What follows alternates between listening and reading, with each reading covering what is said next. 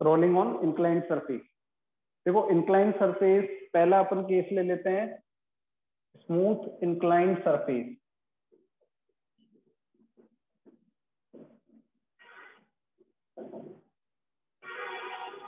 Smooth inclined surface के ऊपर rolling देखते हैं।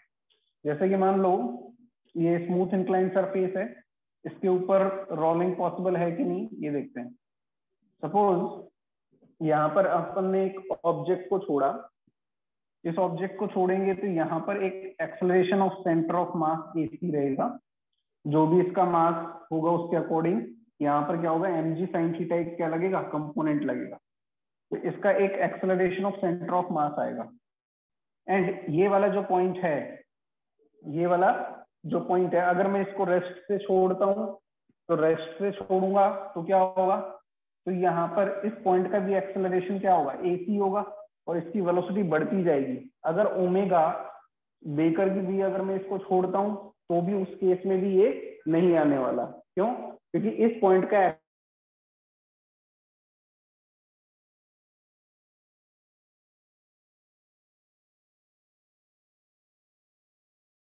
सेंटर ऑफ मास नीचे की तरफ होगा, मतलब इस पॉइंट की जो वेलोसिटी है वो डिक्रीज करती जाएगी और ओमेगा ओमेगा को चेंज करने वाला यहाँ पर कोई नहीं है। अगर मैं ओमेगा दूं या ना दूं, दोनों ही केस में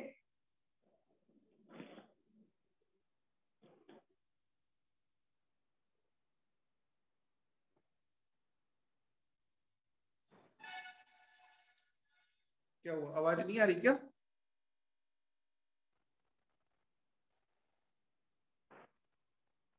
अच्छा लैग हो रही है, 1 मिनट रुको, थोड़ा कनेक्शन देख लेते हैं।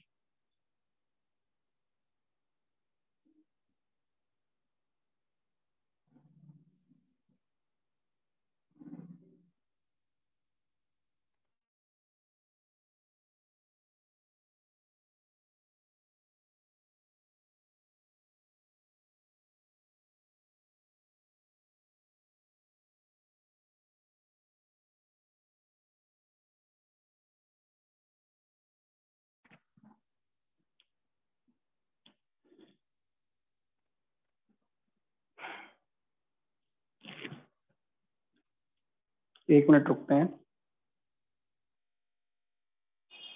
अभी क्लियर आ रहा है सबको?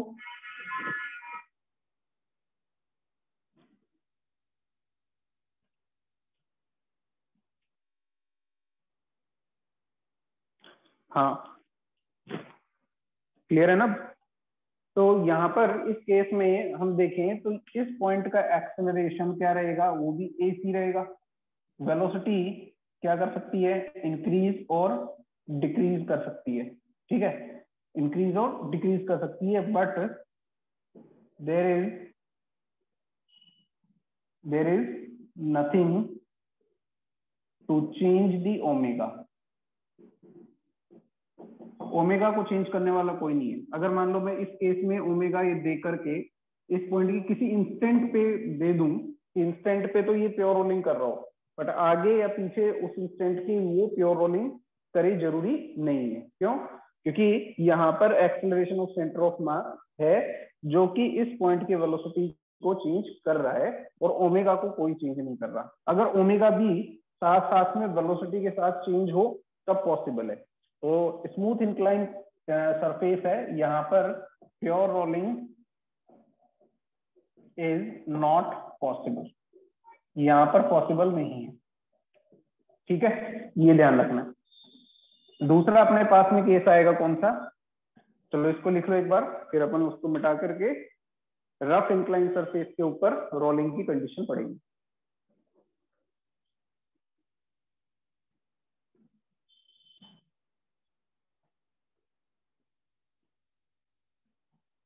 ये नोट हो गया?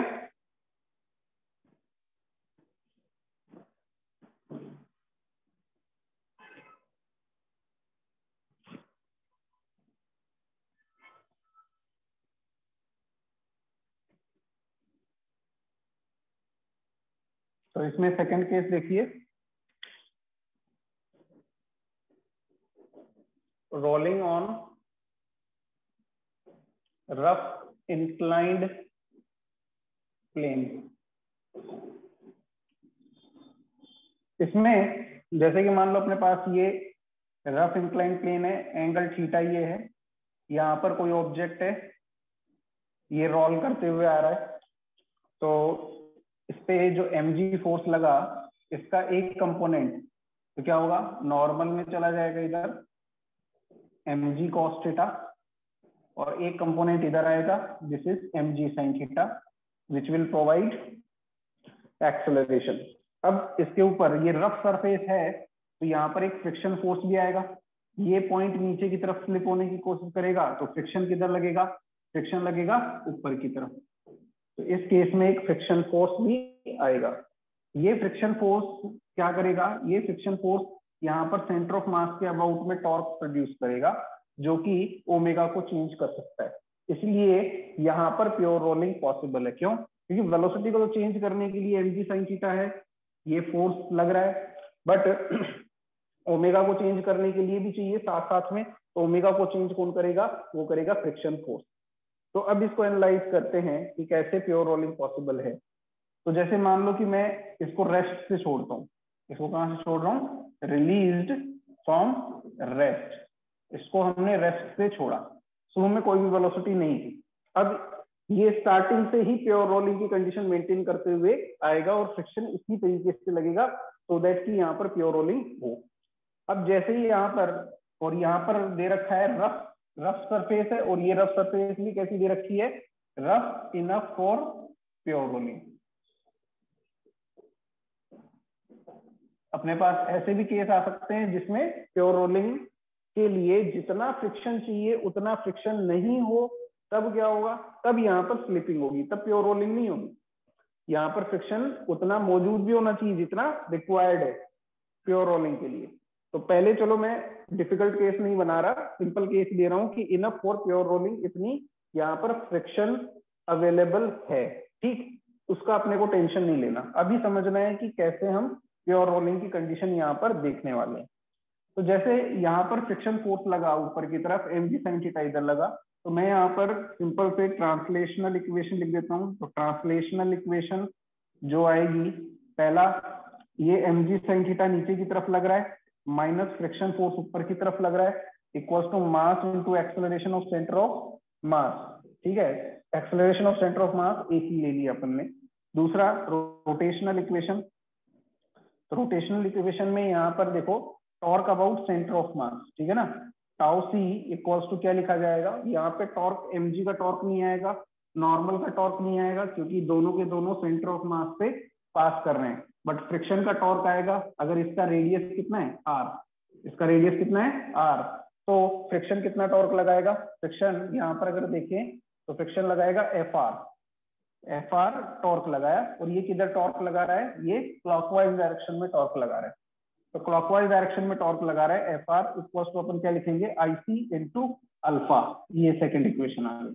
अब इसको देखो कि यहाँ पर जैसे अपन ने ये ऑब्जेक्ट लिया था ऐसे है, इसमें acceleration of centre of mass AC ऐसे है और अल्फा कैसा है, अल्फा ऐसा है, तो इस पॉइंट का एक्सेलरेशन मुझे क्या करना पड़ेगा, 0, सो दैट कि ये हमेशा रेस्ट पे रहे, किसके रेस्पेक्ट में, इंक्लाइंड सरफेस के रेस्पेक्ट में। तो यहाँ पर जो ऊपर की तरफ आया वो कितना आया, अल्फा आ रहा है, नीचे की तरफ क्या आया, AC आया, तो AC और अल्फा एक दूसरे को अगर कैंसिल आउट कर लेते हैं या बैलेंस कर लेते हैं, उस केस में ये पॉइंट कहाँ पे रहेगा, this point should be at rest, point of contact should be at rest, ये रेस्ट पे होना चाहिए। डन। अब मेरे पास ये दो इक्वेशन आ गई और ये बैलेंस करना पड़ेगा अपने को, इसलिए यहाँ पे प्योर रोलिंग की कंडीशन लगा देते हैं। तो यहाँ पर थर्ड अपन लगा देते हैं condition for pure rolling, condition for pure rolling. Pure rolling की कंडीशन क्या होगी, वो हो जाएगी alpha R equals to AC या AC minus alpha R equals to 0। तो ये अपने पास थर्ड इक्वेशन आ गई। अब इसमें मैं AC निकालता हूँ, AC कितना आएगा, AC इक्वल्स टू, आप यहाँ पर सॉल्व करोगे इन तीनों इक्वेशन से, चेक करो आप लोग सॉल्व करके कि इतना आ रहा है कि नहीं आ रहा है। G sine theta plus 1 upon I C by M R. कितना आ रहा है? G sine theta upon 1 plus I C by M R square. दूसरा अपने को निकालना पड़ेगा फ्रिक्शन। फ्रिक्शन कितना चाहिएगा यहाँ पर? This is M g sine theta, M g sine theta 1 plus M R square by I C. ये आएगा। तीन वेरिएबल, तीन इक्वेशन है। अल्फा अपन निकाल लेंगे। अल्फा बराबर कितना आएगा? A C by R. तो अल्फा इक्वल टू कितना आ जाएगा? G sine theta upon 1 plus I C by M R square into R. ये अल्फा आ गया। और म्यू कैसे निकालेंगे? Mu minimum. तो अपन देख सकते हैं कि mu N should be greater than और इक्वल्स टू क्या होना चाहिए? फ्रिक्शन म्यू एन क्या है? This is limiting friction.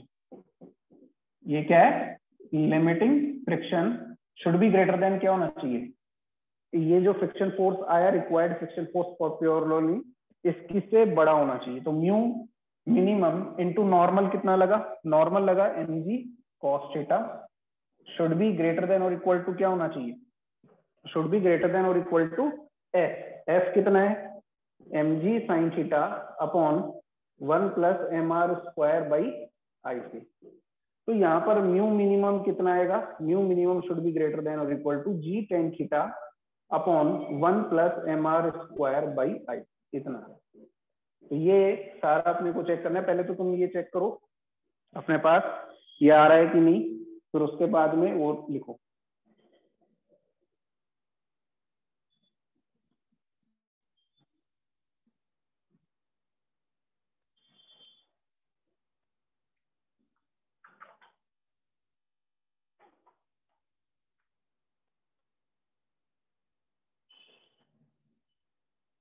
आ रहा है कि नहीं आ रहा है इतना?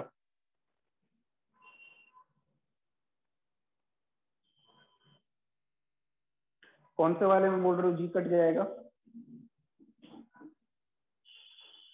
अच्छा, इसमें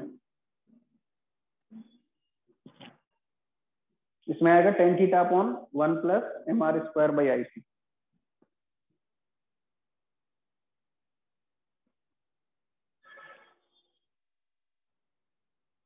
तो अगेन बार बार अपन ये बस तीन इक्वेशन ही लिखते हैं, यही इंपॉर्टेंट इक्वेशन है। फिर इसके आउटकम निकाल लेते हैं।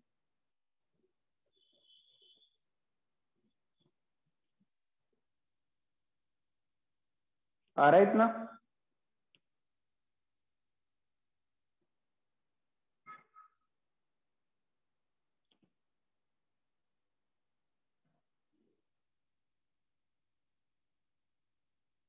अगर मैं यहाँ पर ऐसे केसेस ले लूं कि एक अपने पास में क्या है, फर्स्ट है रिंग।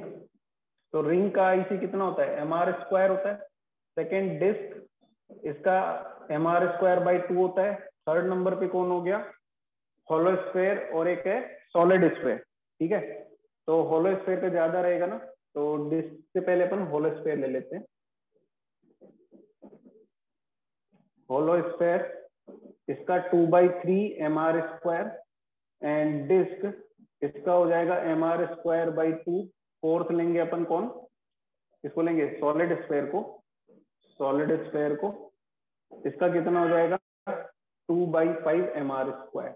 ये सबसे कम होगा। तो यहाँ पर 1 2 3 4 रिंग के साथ में आप ले सकते हो होलो सिलेंडर भी ले सकते हो, और डिस्क के साथ आप ले सकते हो सॉलिड सिलेंडर। डिस्क ले लो या सॉलिड सिलेंडर ले लो, एक ही बात है। ठीक है, इनका सेंटर ऑफ मास से पास करने वाले एक्सिस के अबाउट में मोमेंट ऑफ इनर्शिया क्या रहेगा? M R square by 2। इसका moment of inertia M R square, और इसका moment of inertia 2/3 M R square. Okay, और सबसे कम किसका रहेगा? सॉलिड स्फेयर का। तो यहाँ पर देखो एक्सेलरेशन ऑफ सेंटर ऑफ मास सबसे ज्यादा किसका होगा? जिसका आईसी सबसे कम होगा। ठीक है ना, तो जिसका आईसी सबसे कम होगा उसका एसी सबसे ज्यादा होगा। ठीक है, तो पहला अगर अपन कंपैरिजन देखें एक्सेलरेशन ऑफ सेंटर ऑफ मास 1 2 3 4, ये मैंने सिनेरियो ले लिए। तो A1 क्या होगा? A1 सबसे कम होगा। फिर A2 सबसे ज्यादा होगा, या AC2 बोल देते हैं, AC2 उससे ज्यादा होगा, फिर AC3 उससे ज्यादा, और AC4 सबसे ज्यादा। 4 किसको रिप्रेजेंट कर रहा है? 4 रिप्रेजेंट कर रहा है सॉलिड स्फीयर को, 3 रिप्रेजेंट कर रहा है डिस्क या सॉलिड, किसको रिप्रेजेंट कर रहा है ये? डिस्क या फिर सॉलिड सिलेंडर को रिप्रेजेंट कर रहा है। फिर होलो स्फीयर को रिप्रेजेंट कर रहा है कौन? होलो स्फीयर को 2/3 mr², 2 रिप्रेजेंट कर रहा है, 1 किसको रिप्रेजेंट कर रहा है? रिंग को या फिर होलो सिलेंडर को।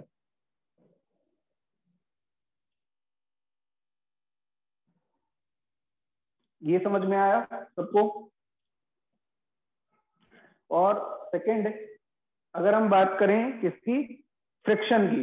फ्रिक्शन सबसे ज्यादा किसमें चाहिए होगा? फ्रिक्शन सबसे ज्यादा किसमें चाहिए होगा? देखो, जितना ज्यादा आईसी, जितना ज्यादा आईसी उतना ही ज्यादा फ्रिक्शन। मतलब आईसी बढ़ा दोगे तो फ्रिक्शन बढ़ जाएगा, इधर आईसी बढ़ा दोगे तो एक्सेलरेशन क्या हो जाएगा? कम। एक्सेलरेशन क्या हो जाएगा? कम। तो फ्रिक्शन सबसे ज्यादा किसके लिए चाहिए होगा? जिसका आईसी सबसे बड़ा है। मतलब F1 रिंग के लिए सबसे ज्यादा फ्रिक्शन चाहिए होगा, और फ्रिक्शन दूसरा अपने पास में होलो स्फीयर के लिए चाहिएगा, फिर ये अपने पास डिस्क का चाहिएगा, और फिर सॉलिड स्फीयर का चाहिएगा। अगर मैं म्यू मिनिमम की बात करूं, म्यू किसके लिए सबसे ज्यादा चाहिएगा? इसमें भी देखो आईसी अगर अपन बढ़ा देंगे तो म्यू मिनिमम भी ज्यादा चाहिएगा। तो इसीलिए यहां पर भी अगर अपन देखें कि म्यू किसके लिए? म्यू मिनिमम 1 के लिए ज्यादा चाहिएगा, म्यू मिनिमम 2 के लिए उससे कम रहेगा, और म्यू मिनिमम 3 के लिए उससे कम, और म्यू मिनिमम 4 के लिए सबसे कम। ये समझ आया?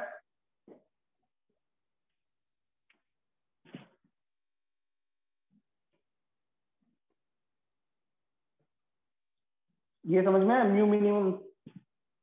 अल्फा का देखें, अल्फा में जिसका आईसी ज्यादा उसका अल्फा कम। तो यहाँ पर अल्फा में अगर अपन देखें तो alpha 1 is less than alpha 2 is less than alpha 3 is less than alpha 4। Alpha सबसे ज्यादा किसका होगा? सॉलिड स्फीयर का। समझ गए?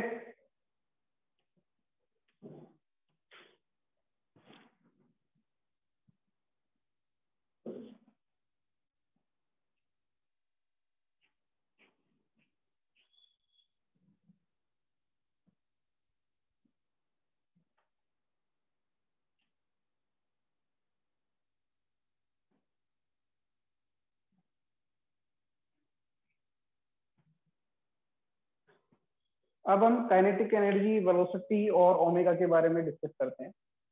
जैसे यहाँ पर इंक्लाइंड सरफेस के ऊपर ये बॉडी रोल करके आ रही है, प्योर रोलिंग की कंडीशन लगा दी है अपन ने। तो ये बॉडी जब यहाँ पर आएगी, यहाँ पर रेस्ट से आई है, और जब यहाँ नीचे बॉटम पे आएगी तो इसके पास में एक वेलोसिटी ऑफ सेंटर ऑफ मास रहेगा, और एक क्या रहेगा इसके पास? Omega, angular velocity. एक तो एंगुलर वेलोसिटी हो जाएगी और एक वेलोसिटी ऑफ सेंटर ऑफ मास। और वीसी बराबर क्या रहेगा? ओमेगा आर रहेगा। ये किसकी कंडीशन है? प्योर रोलिंग की कंडीशन है, और ये मेंटेन करते हुए ये आएगी। जैसे जैसे वीसी बढ़ता जाएगा वैसे वैसे ओमेगा भी बढ़ता जाएगा, और ओमेगा को बढ़ाने के लिए रेस्पॉन्सिबल कौन है? यहाँ पे फ्रिक्शन। और वीसी को बढ़ाने के लिए रेस्पॉन्सिबल कौन है? This is g sine theta, जो एक्सेलरेशन लग रहा है ना इसके ऊपर नीचे की तरफ, वो। ओके, तो यहाँ पर ये कंडीशन मेंटेन करते हुए आ रही है बॉडी। और अगर अपन देखें यहाँ से इसका जो सेंटर है वो कितना हाइट नीचे आ जाता है, अगर अपन देखें तो इसका सेंटर सपोज h हाइट नीचे आ जाता है। कितना हाइट नीचे आ जाता है? h हाइट अगर नीचे आ जाता है तो बॉडी को जो ये काइनेटिक एनर्जी दिया है, ये काइनेटिक एनर्जी कहाँ से आई है? ये वर्क डन बाई ग्रेविटी से आई है। तो ग्रेविटी ने जो वर्क किया और नॉर्मल ने जो वर्क किया, प्लस में एक फ्रिक्शन भी है यहाँ पे, तो फ्रिक्शन ने भी वर्क किया, इतने ही फोर्सेस लगे, इन सब का जो टोटल वर्क होगा ये किसके बराबर होगा? डेल्टा के ई। अब अपन देख लेते हैं 1 by 1 कि फ्रिक्शन ने कितना काम किया, नॉर्मल ने कितना काम किया और mg ने कितना काम किया। तो पहला ये देखो कि ये जो फ्रिक्शन लग रहा है, this friction is static friction. ये फ्रिक्शन कैसा है, जो फ्रिक्शन लग रहा है, फ्रिक्शन लग रहा है यहाँ पे स्टैटिक फ्रिक्शन, ठीक है। स्लिपिंग हो ही नहीं रही है, कॉन्टेक्ट जो कॉन्टेक्ट पॉइंट है वो सरफेस के साथ में स्लिप नहीं हो रहा है, इसका मतलब फ्रिक्शन कैसा है, स्टैटिक। और स्टैटिक फ्रिक्शन के केस में जो वर्क डन है, अगर सरफेस रेस्ट पे है, मतलब सरफेस का जो पॉइंट है कॉन्टेक्ट वो स्लाइड हुआ ही नहीं, या फिर वो उसका डिस्प्लेसमेंट हुआ ही नहीं, तो फ्रिक्शन फोर्स कितना भी लगे, अगर डिस्प्लेसमेंट जीरो है तो वर्क डन कितना आएगा इसका, जीरो। तो work done by friction force, ये कौन सा है, स्टैटिक, बराबर क्या रहेगा, जीरो रहेगा पूरी जर्नी में। तो इसलिए यहाँ पे work done by friction force क्या रहेगा, जीरो। ये बहुत इंपॉर्टेंट है, इस चीज को ध्यान रखना। हर बार ऐसा हो जरूरी नहीं है, क्यों, यहाँ पर ऐसा क्यों है, क्योंकि यहाँ पर सरफेस रेस्ट पे है। अगर मैं यहाँ पे एक प्लैंक ले लेता तो प्लैंक इसके साथ नीचे खिसक के आ रहा है तो work done by friction force आ जाता उस केस में, बट यहाँ पे सरफेस नहीं चल रही है और सरफेस का जो पॉइंट है उसको फ्रिक्शन ने डिस्प्लेस नहीं किया है, तो इसीलिए यहाँ पे work done by friction force क्या आ रहा है, स्टैटिक फ्रिक्शन फोर्स जीरो आ रहा है। अगर प्लैंक ले लेंगे उस केस में आ जाएगा, वो भी एक क्वेश्चन करके देखेंगे। तो work done by friction force और यहाँ पे स्टैटिक फ्रिक्शन फोर्स लग रहा है, तो ये कितना आएगा, इस केस में जीरो आएगा। नॉर्मल रिएक्शन जो लग रहा है वो हमेशा perpendicular to the direction of displacement हो रहा है, डिस्प्लेसमेंट इस डायरेक्शन में हो रहा है, तो ये भी क्या होगा, जीरो होगा। वर्क डन बाय ग्रेविटी देख रहे हैं कि इसका जो सेंटर है वो कितना हाइट नीचे आ जाता है, h हाइट नीचे आ जाता है, तो वर्क डन बाय ग्रेविटी कितना होगा, mgh। तो वर्क डन बाय ग्रेविटी लिख दिया अपन ने, चेंज इन काइनेटिक एनर्जी। यहाँ पर हम दो टाइप की काइनेटिक एनर्जी के बारे में बातें करेंगे, क्यों, क्योंकि ओमेगा भी है और वेलोसिटी ऑफ सेंटर ऑफ मास भी है।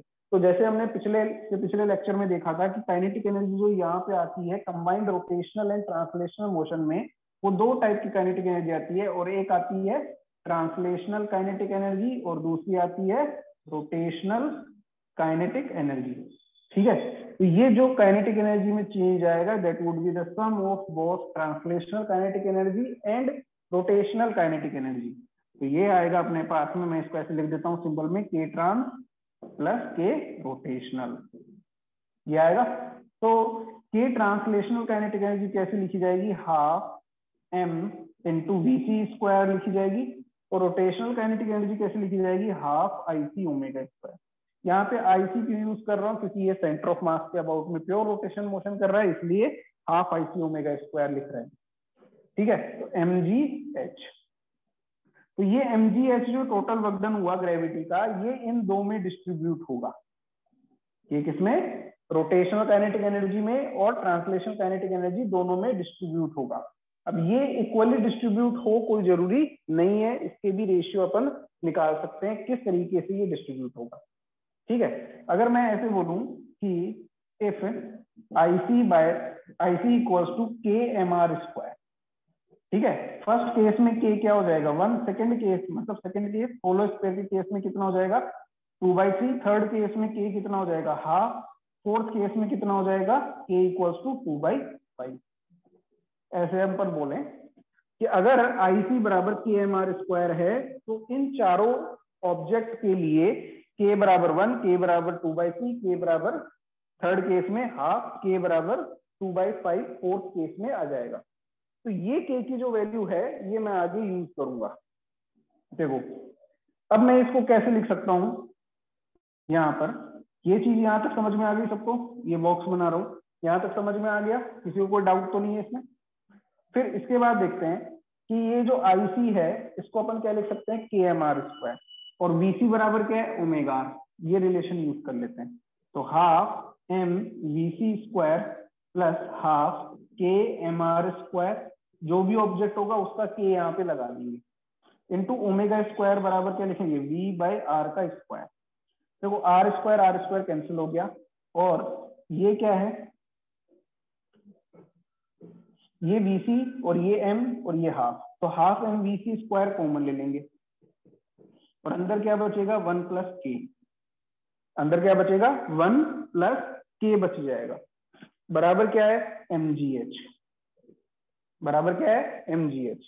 तो यहां से हम आगे देखते हैं कि जो ट्रांसलेशनल काइनेटिक एनर्जी है, के translational kinetic energy, that is half mvc square can be written as mgh total work done divided by कितना है 1 प्लस के। ओके, ऐसे ही अगर आप के रोटेशनल निकालोगे, ये कितने के बराबर आएगी, हाफ IC ओमेगा स्क्वायर, ये आ जाएगी अपने पास के इंटू mgh अपॉन के प्लस 1। ये कितना आ जाएगा, के इंटू mgh अपॉन के प्लस 1। इन दोनों को जोड़ो तो आंसर कितना आना चाहिए, टोटल mgh आना चाहिए। तो इन दोनों को जोड़ेंगे तो देख लो आंसर कितना आ रहा है, mgh आ रहा है। मैंने क्या किया, mgh में से इसको सब्ट्रैक्ट कर दिया तो ये आ गया। ठीक है, तो ऐसे आप समझ सकते हो इस चीज को, यहां पर समझ में आ गया, ये अपने को याद रखना है। अब रेशियो देखें, के ट्रांस बाई के रोटेशनल, ठीक है, वो कितना आएगा, या फिर ऐसे लिख लो, के रोटेशनल बाई के ट्रांसलेशनल, ये कितना आएगा, दोनों का अगर मैं रेशियो निकालूं तो आएगा के, kinetic energy rotational divided by kinetic energy translational, इन दोनों का जो रेशियो देखें वो आएगा के। ओके, तो इस तरीके से अपने को ध्यान रखना है। अगर के बराबर 1 है तो रोटेशनल काइनेटिक एनर्जी और ट्रांसलेशनल काइनेटिक एनर्जी क्या होगी, वो बराबर होगी। वो क्या होगी, बराबर। अगर के बराबर 1 हुआ तो ये दोनों बराबर, के बराबर 2/3 हुआ तो rotational kinetic energy translational kinetic energy से क्या हो जाएगी, कम हो जाएगी। और के बराबर हाफ हुआ तो उस केस में rotational kinetic energy translational kinetic energy का कितना हो जाएगी, हाफ। और अगर के बराबर 2/5 हुआ तो rotational kinetic energy translational kinetic energy की 2/5 हो जाएगी।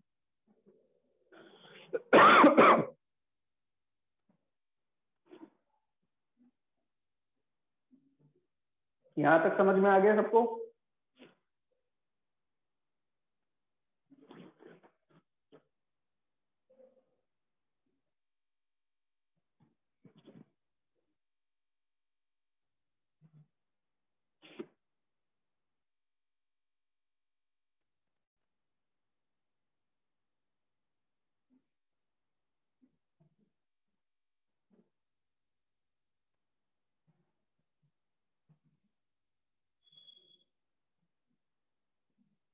और जैसे अगर मुझे वेलोसिटी ऑफ सेंटर ऑफ मास निकालनी है तो वीसी कैसे निकाल सकते हैं, देखो एम एम कैंसिल हो जाएगा, ये आ जाएगा कितना, √2gh अपॉन के प्लस 1। कहां से निकाला ये, इस इक्वेशन से निकाला, इस इक्वेशन से निकालो। VC velocity of centre of मास कितनी होगी, √2gh बाय के प्लस 1। ओमेगा कितनी आएगी, this is VC by R. Omega कितना आएगा, this is VC upon R. ये बहुत इंपॉर्टेंट चीजें हैं, इनको नोट करते रहना। और अगर मैं इनको कंपेयर करूं चारों ऑब्जेक्ट के लिए, चार ऑब्जेक्ट जो मैंने दिए हुए हैं ना यहाँ पे, इन ऑब्जेक्ट के लिए अगर हम कंपेयर करें तो वीसी सबसे ज्यादा किसकी होगी, जब अपन यहाँ पर इसको छोड़े ऑब्जेक्ट को, इन चारों ऑब्जेक्ट को एक साथ में छोड़ रहा हूं, तो सबसे ज्यादा वेलोसिटी ऑफ सेंटर ऑफ मास किसकी होगी, जिसका के सबसे कम होगा। के सबसे कम किसका है, फोर्थ वाले का है ना, तो इसलिए अपन क्या लिख देंगे, velocity of centre of mass for 1 is less than velocity of centre of mass for 2 is less than velocity of centre of mass for third object and velocity of centre of mass of fourth object. ठीक है, ऐसे अगर omega की बात करें, omega सबसे ज्यादा किसका होगा, जिसका वेलोसिटी ऑफ सेंटर ऑफ मास सबसे ज्यादा होगा उसका ओमेगा भी ज्यादा होगा। तो omega 1 is less than omega 2 is less than omega 3 is less than omega 4। ये समझ में आया, ओमेगा का भी समझ में आ गया, वेलोसिटी ऑफ सेंटर ऑफ मास का भी समझ में आ गया। अच्छा, अगर इसमें ऐसा क्वेश्चन पूछ ले कि कौन सबसे पहले पहुंचेगा, चारों को एक साथ छोड़ दे तो, चारों को एक साथ छोड़े तो सबसे पहले कौन पहुंचेगा, सबसे पहले कौन पहुंचेगा, ये कौन डिसाइड करेगा, ये कौन डिसाइड करेगा, ये डिसाइड करेगा एक्सेलरेशन। ये कौन डिसाइड करेगा? एक्सेलरेशन। जिसका एक्सेलरेशन सबसे ज्यादा वो सबसे पहले पहुंचेगा। मतलब सबसे ज्यादा टाइम कौन लेगा? रिंग लेगा। क्यों? क्योंकि उसका एक्सेलरेशन सबसे कम है। तो T1 is greater than T2 is greater than T3 is greater than T4। तो सबसे पहले कौन पहुंचेगा? ये सॉलिड स्फीयर। सॉलिड स्फीयर सबसे पहले पहुंच जाएगा। अगर अपन के ट्रांसलेशनल काइनेटिक एनर्जी की बात करें, केटी क्या है? Translational kinetic energy. सबसे ज्यादा ट्रांसलेशन काइनेटिक एनर्जी किसकी होगी? जिसका के सबसे कम होगा। जिसका के सबसे कम होगा उसकी ट्रांसलेशन काइनेटिक एनर्जी सबसे ज्यादा होगी। तो यहाँ पर KT1 is less than KT2 is less than KT3 is less than KT4। Okay. अगर मैं रोटेशनल काइनेटिक एनर्जी की बात करूं तो रोटेशनल काइनेटिक एनर्जी सबसे ज्यादा किसकी होगी? देखो रोटेशनल काइनेटिक एनर्जी में फैक्टर क्या आ रहा है? K/K+1। K/K+1 आ रहा है। तो सबसे ज्यादा रोटेशनल काइनेटिक एनर्जी बताओ किसकी होगी?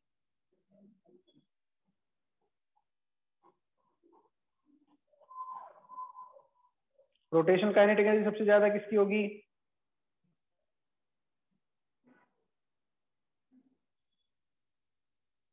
फोर की। क्यों? काइनेटिक एनर्जी सबकी सेम है। अगर इसकी ट्रांसलेशन काइनेटिक एनर्जी सबसे ज्यादा है तो रोटेशनल काइनेटिक एनर्जी सबसे कम हो जाएगी ना। के तो सबके लिए सेम है। अगर मैं बात करूं ऐसे कि K1 बराबर K2 बराबर K3 बराबर K4 है ना, ये तो सबके लिए सेम है। टोटल काइनेटिक एनर्जी सबके लिए सेम है। अगर ट्रांसलेशनल इसकी सबसे कम हो गई तो रोटेशनल इसकी सबसे ज्यादा होगी ना बाकी सबसे। तो इसलिए Kr1 is greater than Kr2 is greater than Kr3 is greater than Kr4। तो सबसे ज्यादा किसकी होगी? रिंग की। रोटेशनल काइनेटिक एनर्जी सबसे ज्यादा किसकी हो जाएगी? रिंग की। क्लियर है? तो इसमें काफी सारे क्वेश्चंस बनते हैं। ये अगर कॉन्सेप्ट आपका क्लियर है यहाँ तक तो किसी भी टाइप का प्रॉब्लम आप सॉल्व कर सकते हो, कोई टेंशन वाली बात नहीं।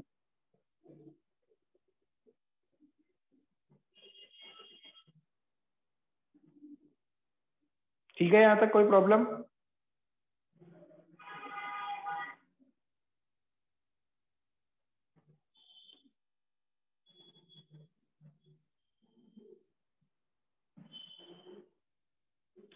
नोट करो इसे।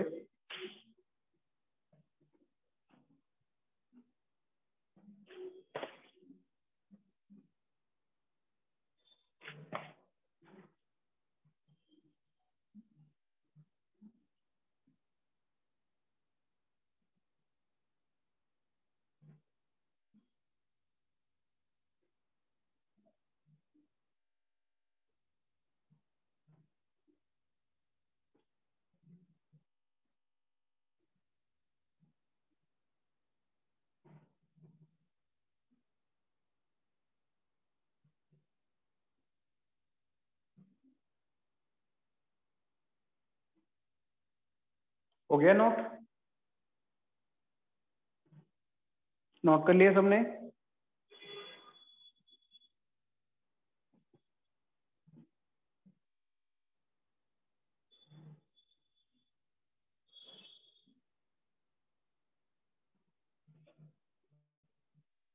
नोट करो।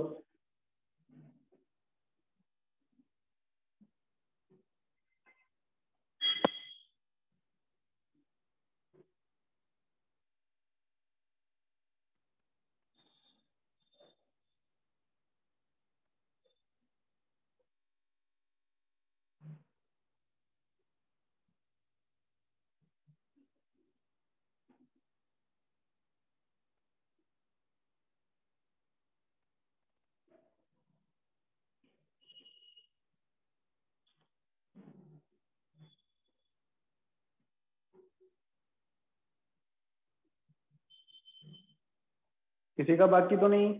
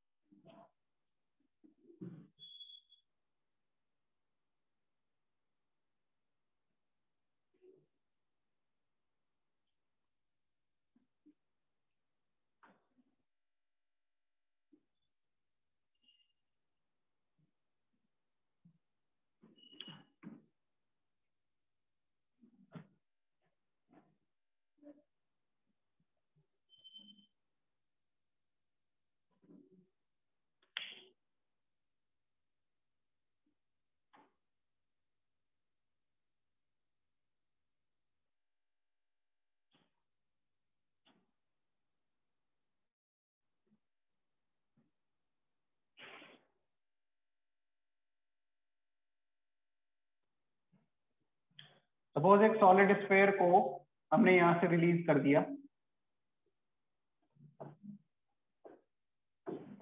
मास m radius r, released from rest.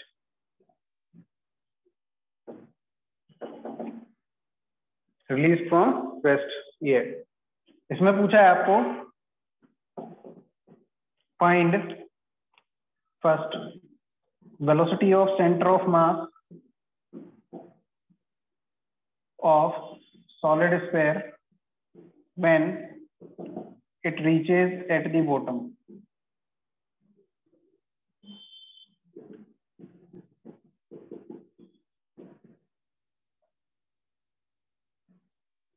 Solid sphere जब बॉटम पे पहुंच जाएगा तब उसकी velocity of centre of mass कितना होगा, ये बताओ।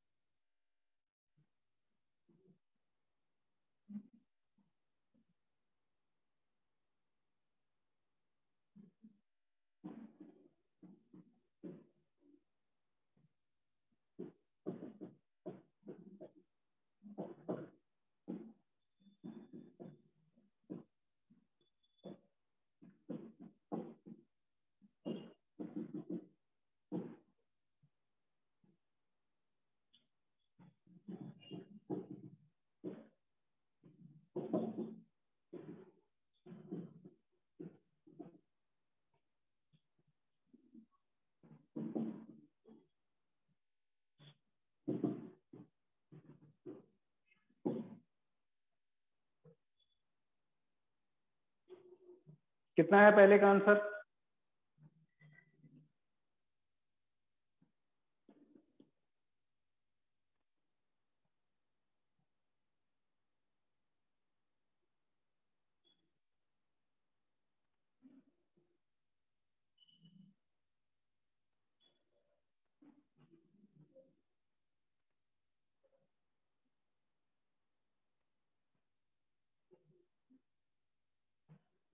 इतना टाइम कैसे लग रहा है?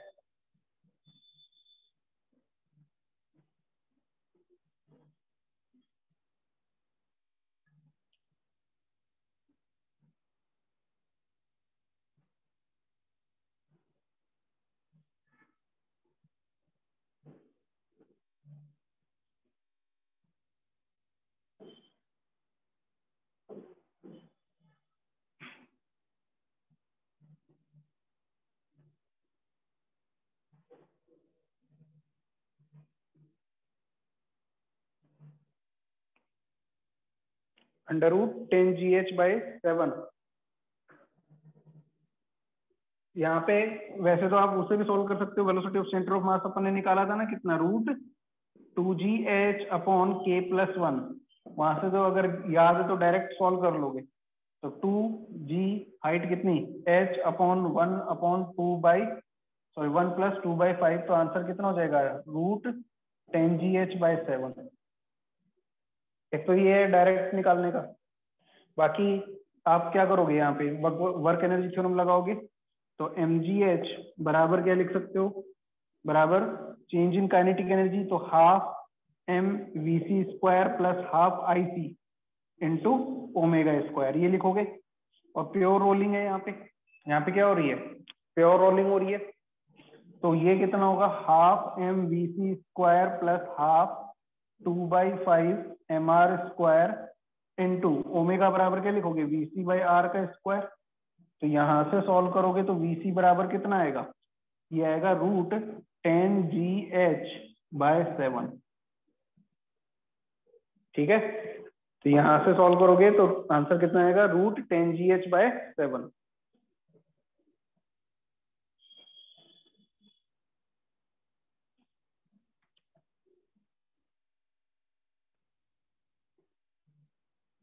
समझ गए सब?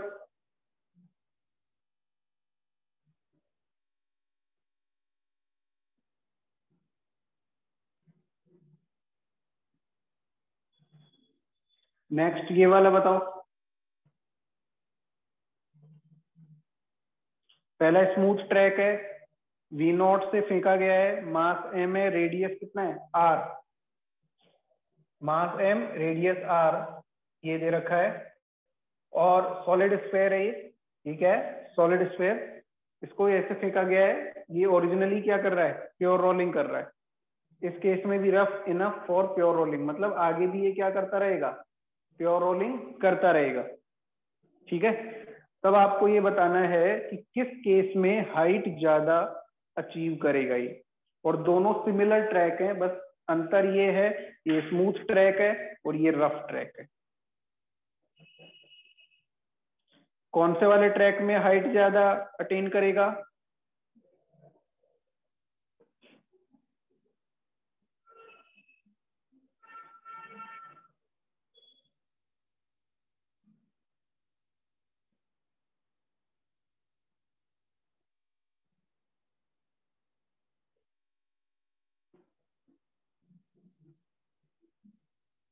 बताओ कौन से वाले में ज्यादा अटेन करेगा हाइट?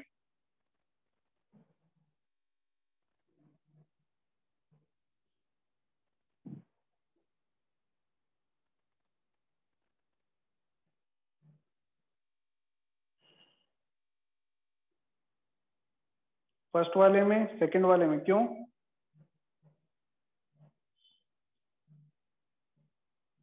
देखो यहाँ पर ये स्मूथ ट्रैक है, ये जैसे जैसे ऊपर जाएगा वेलोसिटी क्या होती जाएगी, इसकी कम होती जाएगी, और फाइनली एक टाइम आएगा जब इसकी वेलोसिटी कितनी हो जाएगी, इसकी वेलोसिटी हो जाएगी 0। एक टाइम आएगा फाइनली जब इसकी वेलोसिटी कितनी हो जाएगी, 0 हो जाएगी। तो ये हाइट कितना अटेन कर लेगा, इसके ऊपर जा पाएगा क्या, नहीं, h1। बट जब यहाँ पे इसकी वेलोसिटी 0 हुई, क्या ओमेगा भी 0 हो गई?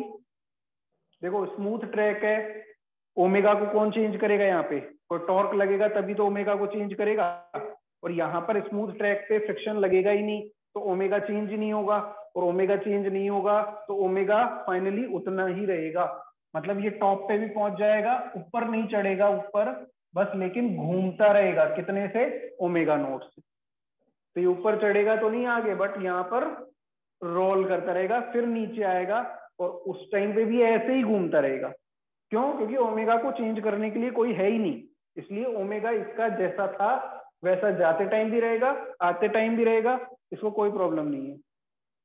ठीक है, इस केस में समझो, इस केस में क्या होगा, इस केस में प्योर रोलिंग हो रही है, फ्रिक्शन मौजूद है, जैसे जैसे वेलोसिटी कम होती जाएगी, जैसे जैसे वेलोसिटी कम होती जाएगी, यहां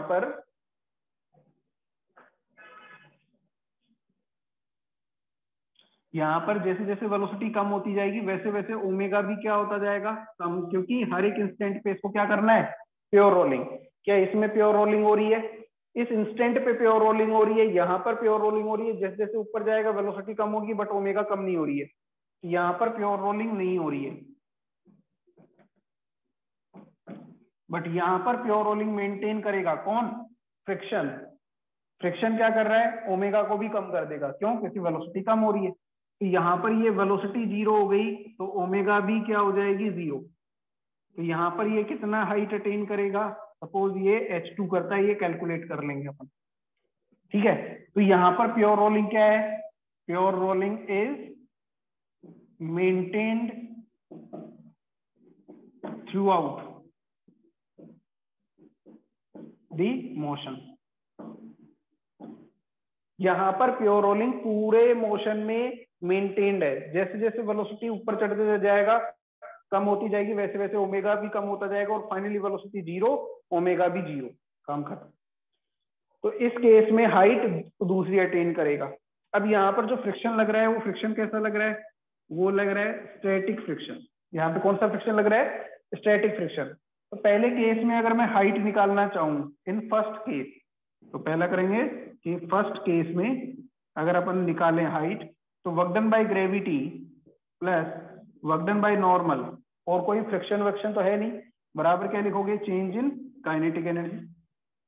तो यहाँ पर वर्क डन बाय ग्रेविटी कितना है, mg मान लेते हैं, h1 हाइट ऊपर चढ़ा, वर्क डन बाय नॉर्मल क्या होगा, 0, बराबर चेंज इन काइनेटिक एनर्जी। यहाँ पर ओमेगा नोट तो एज इट इज रहता है, उसमें तो चेंज नहीं हुआ, रोटेशनल काइनेटिक एनर्जी चेंज नहीं हुई, यहाँ पे सिर्फ वी नोट से 0 हो गई, मतलब ट्रांसलेशन काइनेटिक एनर्जी 0 हो गई।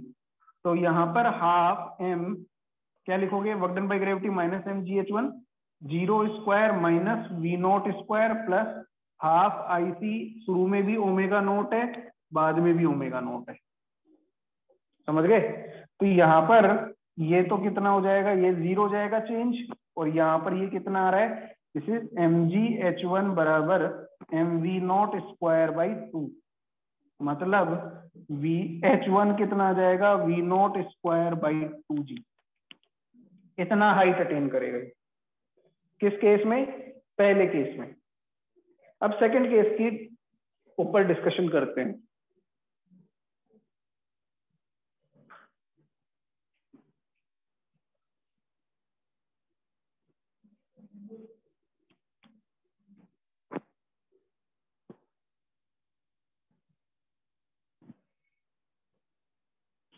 सेकंड केस पे अपन डिस्कस करते हैं। इसमें प्योर रोलिंग हो रही है, फ्रिक्शन भी है, तो work done by normal plus work done by friction plus work done by gravity बराबर क्या लिखोगे, चेंज इन काइनेटिक एनर्जी। ये काइनेटिक एनर्जी दोनों के लिए रहेगा, ट्रांसलेशनल के लिए भी और रोटेशनल के लिए भी। तो वर्क डन बाय नॉर्मल तो 0 रहेगा, वर्क डन बाय फ्रिक्शन भी 0, क्योंकि स्टैटिक फ्रिक्शन है, सरफेस भी नहीं चल रही। वर्क डन बाय ग्रेविटी क्या होगा, वर्क डन बाय ग्रेविटी होगा, इसमें हाइट h2 चढ़ रहा है, तो माइनस mgh2 बराबर क्या लिखेंगे, चेंज इन काइनेटिक एनर्जी।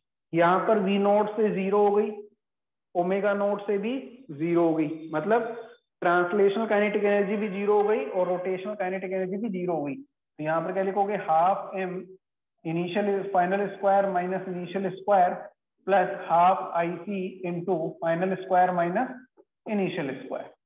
ठीक है, इसको सॉल्व करेंगे तो माइनस mgh2 बराबर क्या लिखेंगे, minus half m v naught square, ये भी कितना होगा, माइनस हाफ आईसी कितना है, 2/5 mr square into omega naught square को क्या लिख सकते हैं, वी नॉट स्क्वायर गिवन है, v naught square by R square, R square cancel, तो यहाँ पर क्या बचेगा, half m v naught square को कॉमन ले लेंगे, 1 प्लस ये माइनस माइनस कैंसिल कर देंगे, यहाँ पे क्या बचेगा, 1 प्लस ये कितना है, 2/5, और ये कितना है, mgh2, mm कैंसिल, h2 बराबर कितना हो जाएगा, वी नॉट स्क्वायर, ये कितना है 7, ये कितना हो जाएगा 7, और नीचे कितना है 10, तो 10, ये कितना आ रहा है 7 v naught square by 10g। Okay, तो ये हाइट जो h2 आ रही है वो h1 से ज्यादा आ रही है, तो इसका मतलब यहाँ पर अपन पता कर सकते हैं आराम से कि सेकंड वाले केस में हाइट ज्यादा अटेन करेगा एज कंपेयर टू फर्स्ट वाले केस में। क्यों, क्योंकि यहाँ पर ज्यादा काइनेटिक एनर्जी में चेंज आया as compare to first case. First case में यहाँ पर ओमेगा तो चेंज ही नहीं हुआ था। क्लियर है,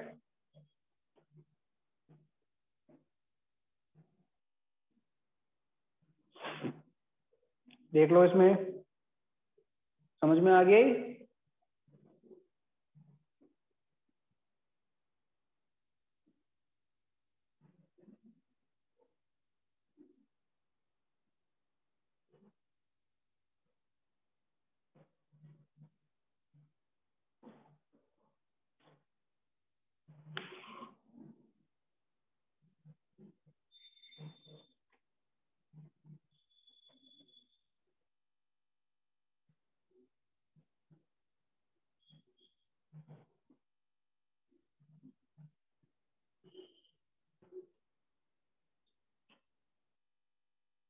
वहां पर v by R omega naught की जो वैल्यू है वो v बाई आर नहीं है, v नोट बाई आर है। वहां पर प्योर रोलिंग थोड़ी हो रही है, प्योर रोलिंग होती तो v बाई आर होता, बट वहां तो स्मूथ सरफेस है, ओमेगा चेंज ही नहीं हो रहा, ओमेगा नोट बराबर वी नोट बाई आर है, तो omega naught as it is रहेगा वहां पे।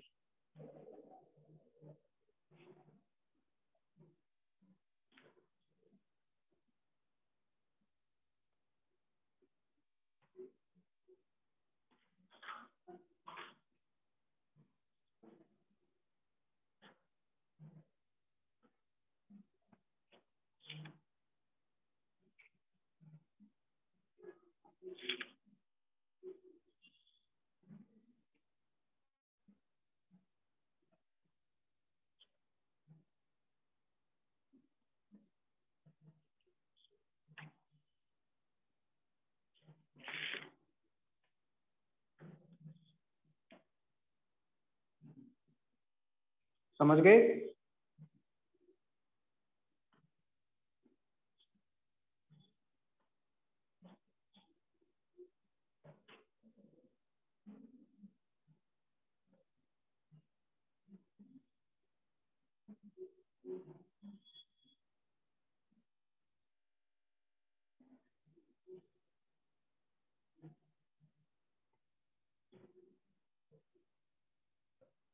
चले आगे।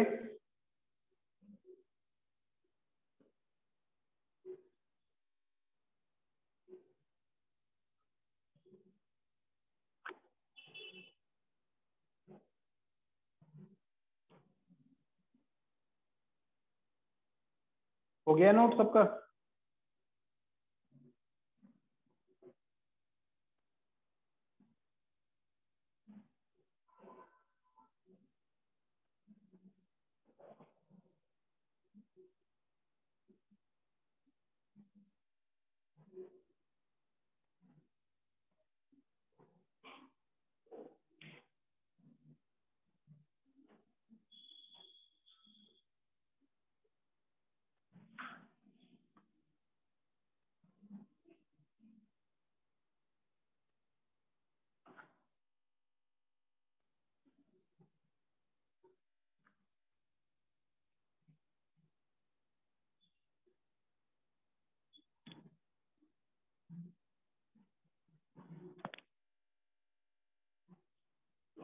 ये वाला नोट हो गया सबका?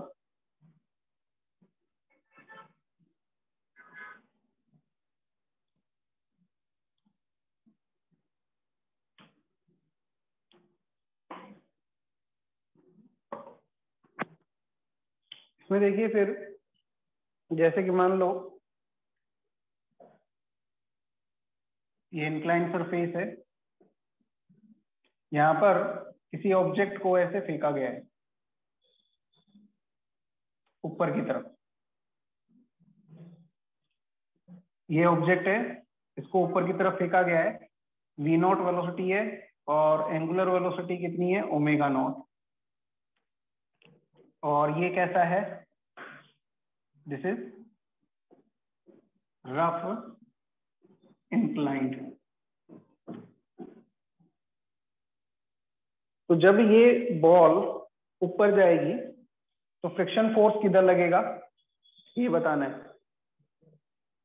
ये बॉल ऊपर जाएगी, फ्रिक्शन फोर्स किधर लगेगा, अच्छे से समझना है, नीचे के ऊपर।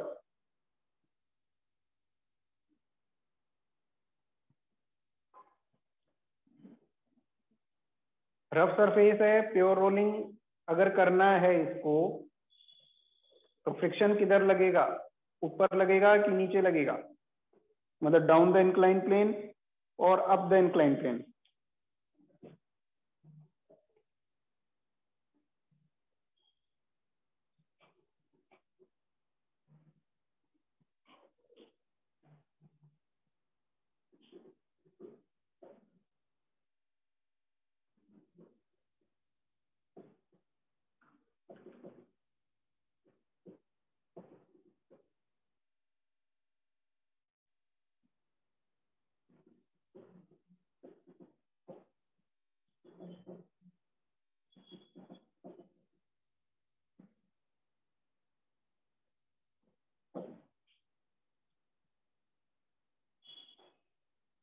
फ्रिक्शन किधर लगेगा, अप द इंक्लाइन प्लेन और down the incline plane.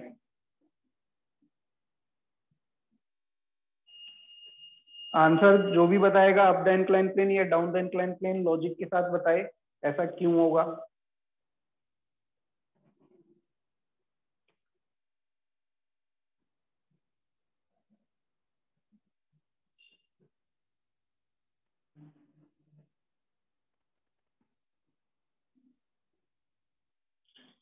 V naught decreases so balance it. V naught decrease कर रही है, किसको बैलेंस करने के लिए काव्य? त्रिषा सही है, अदिति आंसर ठीक है, नीत आंसर ठीक है, बट रीजन बताओ।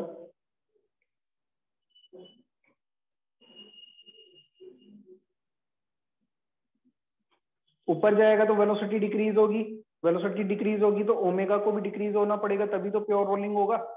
और अगर ओमेगा को डिक्रीज करना है तो ओमेगा को डिक्रीज कौन करेगा? फ्रिक्शन करेगा। अगर मान लो मैं फ्रिक्शन नीचे की तरफ लगा देता हूं तो फ्रिक्शन का जो टॉर्क होगा वो क्लॉकवाइज ही होगा, और ओमेगा भी क्लॉकवाइज है, तो टॉर्क भी अगर क्लॉकवाइज हो और ओमेगा भी क्लॉकवाइज है तो उसका एंगुलर वेलोसिटी को बढ़ा देगा वो टॉर्क। इसलिए फ्रिक्शन किधर लगेगा? ऊपर की तरफ, ठीक है ना। तो ये किधर होगा? अपवर्ड। फ्रिक्शन किधर लगेगा? Upward to reduce omega to maintain pure rolling. समझ में आ गया सबको?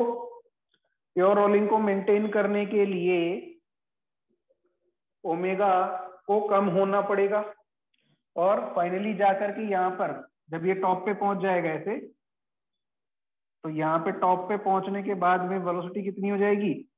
0। तो ओमेगा को भी कितना होना पड़ेगा? 0, ठीक है ना। यहाँ पे भी फ्रिक्शन 0 हो जाएगा, ठीक है। अब क्या होगा? यहाँ पर देखें, अगर यहाँ पर फ्रिक्शन ऊपर की तरफ ही लग रहा था, ये पूरे में ऊपर लगते हुए आया है, ठीक है ना, फ्रिक्शन ऐसे ऊपर लगता है। अब ये नीचे जाएगा, बॉल ऊपर गया, अब नीचे आएगा। अब नीचे आते वक्त फ्रिक्शन किधर लगेगा? नीचे आते वक्त फ्रिक्शन किधर लगेगा? ये तो क्या है? Moving up the incline plane.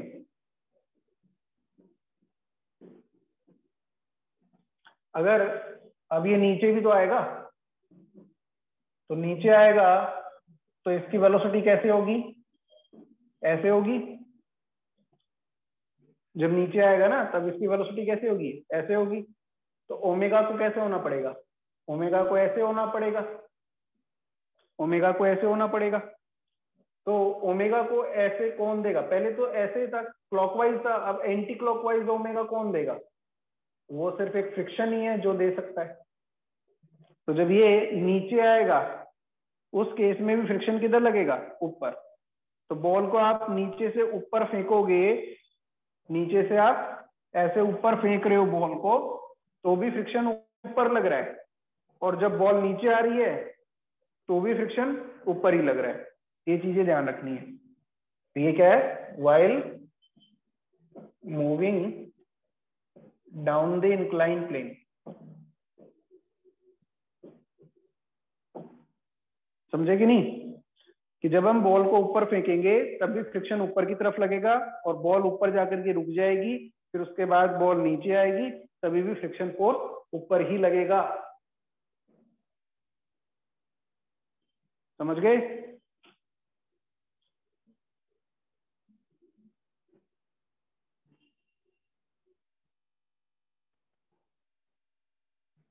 देखो यहां पर वेलोसिटी डिक्रीज करती जा रही है, तो ओमेगा को भी क्या करना पड़ेगा? डिक्रीज।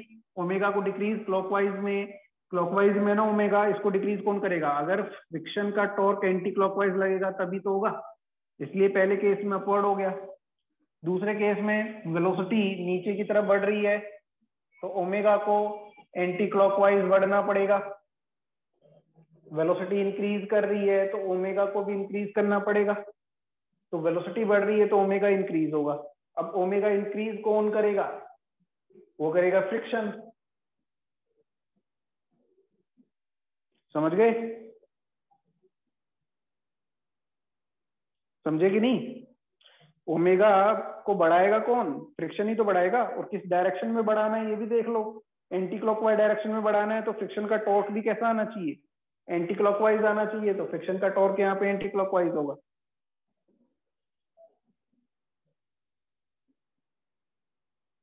क्लियर?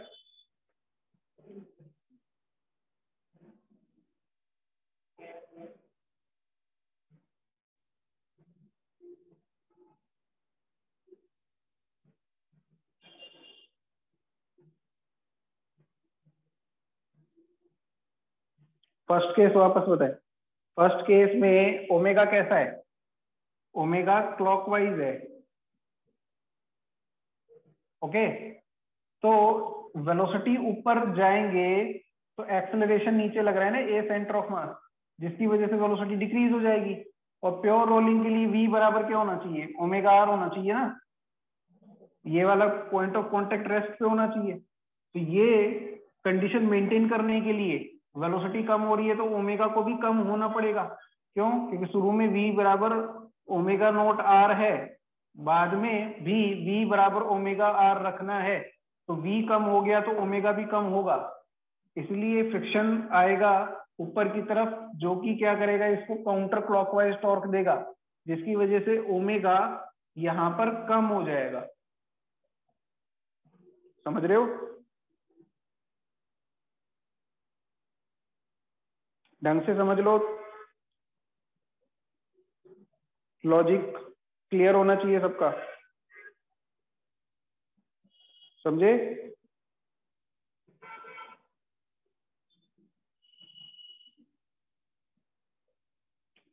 ठीक है।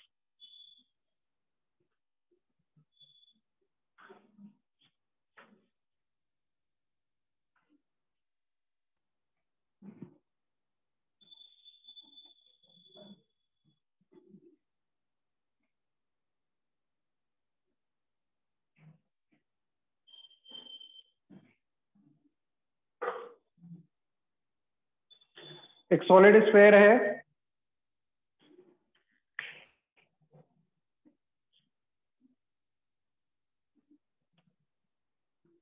वो ऐसे रोल करते हुए आ रहा है।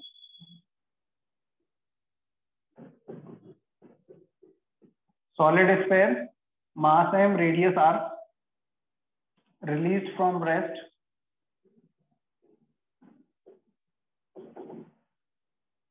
इसको रेस्ट से छोड़ा है। यहाँ पे आपको ये बताना है ये सरफेस कैसी है? रफ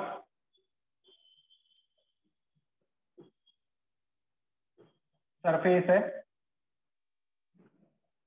ये सरफेस कैसी है? रफ सरफेस है। इसमें आपको पूछा है कि acceleration of centre of mass क्या होगा? Point first, acceleration of centre of mass. Second, friction force acting या friction force required for pure rolling कितना आएगा? Third, minimum coefficient of friction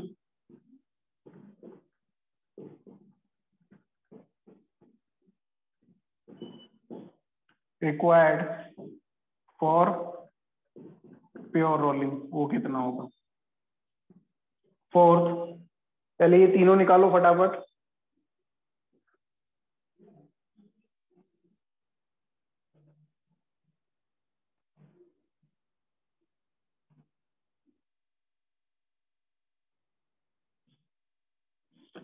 if mu equals to mu minimum by 4 है, then find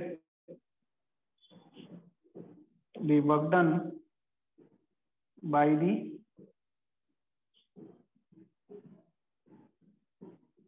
friction force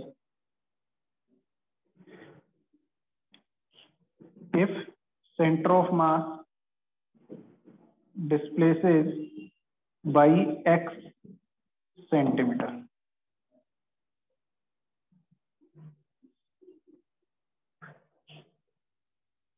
x centimetre की जगह metre ले लो इसको ना।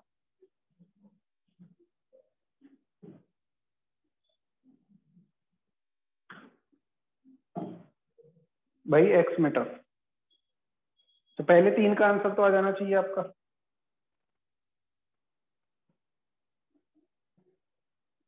Acceleration of centre of mass क्या होगा, फ्रिक्शन कितना चाहिएगा, कोएफिशिएंट ऑफ फ्रिक्शन कितना चाहिएगा, म्यू मिनिमम, ये तीनों आ जाने चाहिए सबके।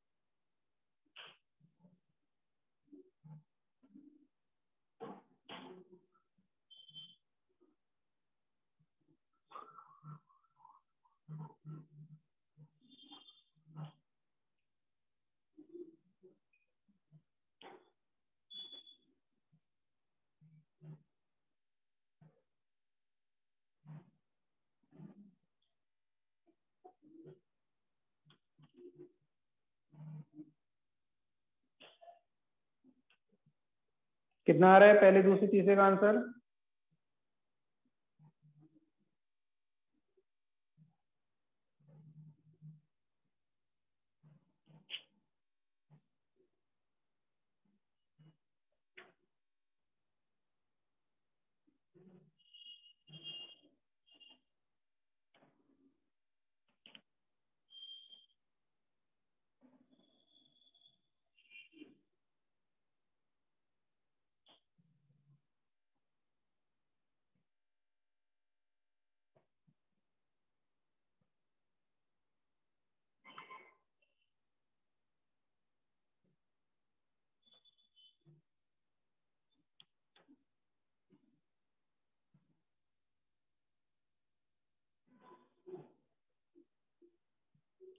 Acceleration of centre of mass कितना है, g sine theta upon 1 plus I C by M R square.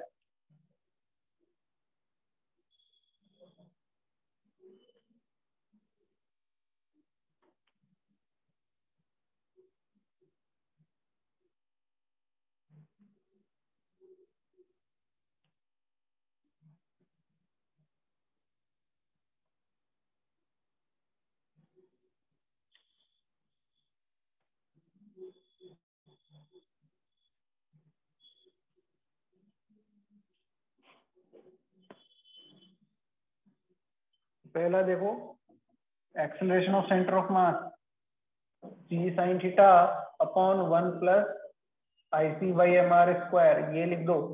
तो ये कितना आएगा, g sine theta upon 1 plus 2/5। तो आंसर कितना आएगा, this is 5 g sine theta by 7।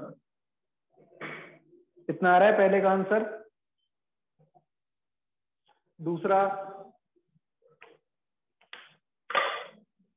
दूसरा क्या है, फ्रिक्शन फोर्स। तो फ्रिक्शन फोर्स कितना होगा, mg sine theta upon 1 plus M R square by I C. ये इसको सॉल्व करो तो कितना आएगा, mg sine theta, I C नीचे यहाँ पे रखेंगे तो 2/5, ठीक है ना। तो 2mg साइन थीटा बाई 7 कितना आ रहा है, 2mg साइन थीटा बाई 7 आ रहा है कि नहीं आ रहा। फिर तीसरा क्या पूछा है, मिनिमम कोएफिशिएंट ऑफ फ्रिक्शन। तो म्यू मिनिमम बराबर क्या लिखोगे, this is ten theta upon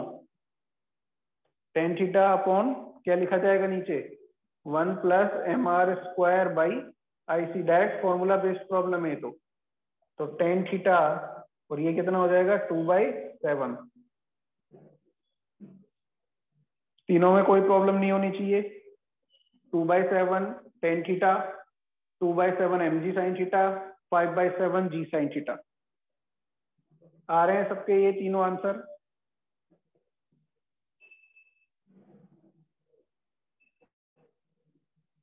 ठीक है। अब फोर्थ केस क्या बोला है इसने कि अगर कोएफिशिएंट ऑफ फ्रिक्शन म्यू जो रिक्वायर्ड है म्यू मिनिमम उससे भी कम है, मतलब म्यू मिनिमम का भी 1/4 है, तो उस केस में यहां पर प्योर रोलिंग होगी क्या? क्या इस केस में प्योर रोलिंग होगी? फोर्थ केस में प्योर रोलिंग होगी क्या? फोर्थ केस में प्योर रोलिंग नहीं होगी। यहाँ पे प्योर रोलिंग अब पॉसिबल नहीं है।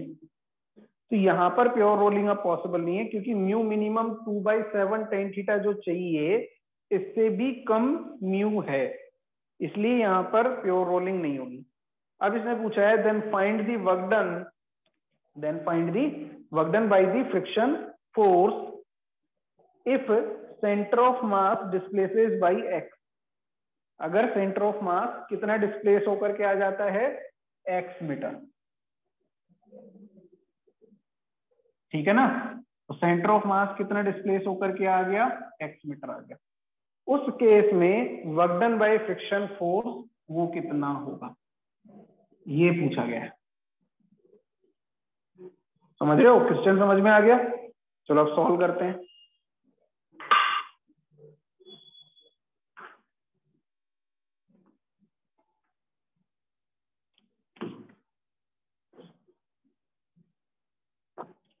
तो फोर्थ केस में अभी एक सिंपल प्रॉब्लम हो गया जिसमें प्योर रोलिंग वाली कंडीशन नहीं है। तो यहाँ पर क्या होगा कि जैसे ये ऑब्जेक्ट है इसके ऊपर एक तो फ्रिक्शन फोर्स लगेगा, एक नॉर्मल रिएक्शन लगेगा और एक mg लगेगा।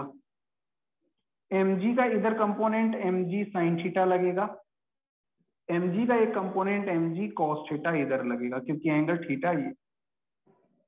ठीक है, और फ्रिक्शन बराबर क्या होगा, mu into n। What is n? n बराबर mg cos थीटा है, तो फ्रिक्शन बराबर क्या होगा, mu mg cos theta. Friction कितना लगेगा, म्यू mg cos थीटा। और ये फ्रिक्शन किस टाइप का होगा, काइनेटिक फ्रिक्शन होगा। क्यों? क्योंकि स्टैटिक फ्रिक्शन तो पॉसिबल ही नहीं है यहाँ पर, तो इसलिए यहाँ पे स्लिपिंग हो रही है, तो ये काइनेटिक फ्रिक्शन है। और ये कितना लग रहा है, mu mg cos theta. Mu की वैल्यू पुट कर देते हैं। म्यू बराबर क्या है, mu minimum by 4। Mu minimum कितना निकाला, 2 tan थीटा बाई 7 into 4, सो ये कितना आया, tan थीटा बाई 14। तो म्यू की वैल्यू यहाँ पे सब्स्टिट्यूट कर देते हैं, तो एफ के कितना हो जाएगा, tan theta by 14 into mg cos theta. तो आंसर कितना आएगा, mg sin थीटा बाई 14। ये आ गया फ्रिक्शन फोर्स। ठीक है, अब अगर अपन इसमें बात करें, ये फ्रिक्शन फोर्स आया, इस फ्रिक्शन फोर्स ने ही क्या करना है, ये फ्रिक्शन फोर्स ही क्या करेगा, ये फ्रिक्शन फोर्स यहां पर, ये फ्रिक्शन फोर्स यहां पर टॉर्क देगा। ठीक है, और एक्सेलरेशन अगर अपन निकालें, मतलब यहां पर mg sin थीटा नीचे की तरफ लग रहा है, तो ट्रांसलेशनल इक्वेशन लगाएं तो क्या लिखेंगे, mg sin theta minus F के बराबर mass into acceleration of centre of मास। तो mg sin theta minus friction कितना लग रहा है, mg sin थीटा बाई 14 बराबर mac। तो AC बराबर कितना हो गया, 13 mg sin थीटा बाई 14। ये acceleration of centre of mass आ रहा है। ठीक है, जब यहाँ पर प्योर रोलिंग नहीं हो रही है इस केस। और ये केस दिया हुआ है, इसके अकॉर्डिंग अपन ने निकाला, ये A आ गया। अब ये अपने को बता रखा है कि इसका centre of mass x distance चलेगा, रेस्ट से चला था और x डिस्टेंस चलने में कितना टाइम ले लेगा। तो यहाँ पर अपन क्या लिखेंगे, हाफ x बराबर क्या लिखेंगे, half of AC into T square. तो t बराबर कितना हो गया, 2x बाई AC, ठीक है ना। तो t बराबर कितना हो गया, रूट 2x बाई AC, ये आ गया। इतने टाइम में इसका सेंटर ऑफ मास कितना डिस्प्लेस हो गया होगा, x डिस्टेंस, ठीक है। उतने टाइम में फ्रिक्शन ने तो इसके अपोजिट वर्क किया है।